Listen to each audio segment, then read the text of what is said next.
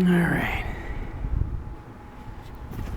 We haven't really used this push mower because I always got something else laying around.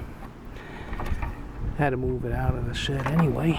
Let's see how it starts now with the primer we put in instead of that stupid choke that goes instantly off on me. Let's see.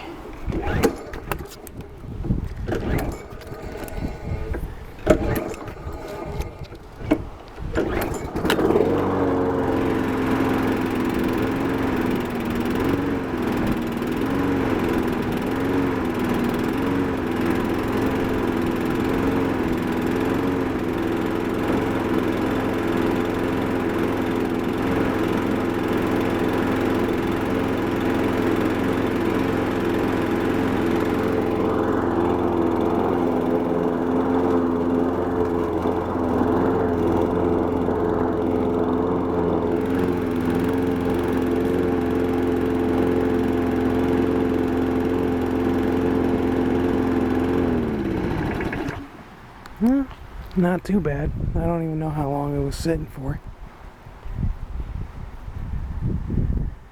But still works the way I want it, at least. That primer sure helped.